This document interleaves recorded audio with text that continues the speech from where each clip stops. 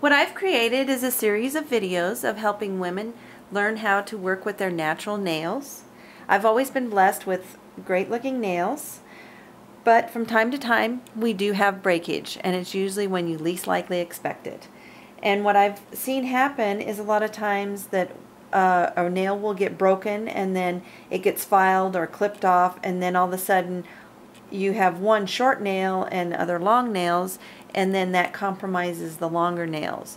If you just glue that nail and then file it after it's hardened, you would be able to save all your nails. And then once you glue it, you can just kind of take them down just a little bit so that they're a little bit shorter. It usually happens when they're too long, because you get them at a length that you're not used to, and all of a sudden you start snagging or hitting things and you start compromising your nails. You want to keep them at a manageable length for the type of work that you do. And to test them, I like to make sure that they're all about the same height that way. The most common tear that breakage that I end up having is like the side break, where it breaks on the sides here. And that usually happens from too much pressure on the end of the thumb and can cause those sides to pop off. I'm sure it happens with acrylic nails too, but it can be a lot more painful. It's important to try to use your thumb more and your fingers more at the pad of the nail rather than at the end, and that will cut down on some of those breakages. And these tend to be the ones that you have to really keep your eye on. That's what's going on with this thumbnail. It's broke on this side and it has a couple breaks on this side. And I just keep an eye on them, be patient with them, and keep them glued. Manicure my nails once a week and make sure everything stays glued and stays in order. And that way they'll look great when I end up polishing them and doing some little designs.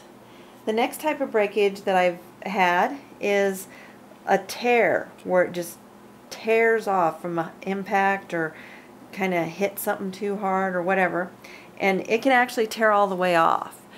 And I've taken that nail and glued it back on, try to get it positioned right.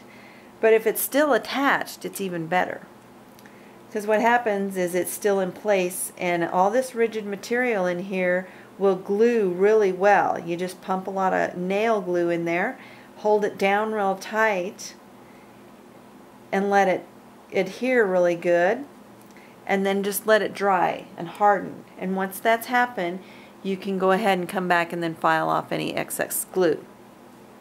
This here thumbnail had that happen. It had a hard impact and it hit and it compromised it and tore it. And it was torn across the top here and then on this side. And it was still attached. So I ran and got my nail glue, filled it up in here, and then just held it down and into place. You don't want to push it past that. You just want to kind of hold it into place until that glue finishes drying. And this happened about a month ago. It broke below the quick here. It was really painful, but now it's growing out. And what's nice is these kind of tears tend to grow out a lot better than a nick on the side. And this one will probably just grow out and I'll end up just filing it off. I also have some peeling going on with these two nails here, and it's probably maybe a deficiency or just too much of abuse to the nails, because I do have a job that my hands get a lot of abuse.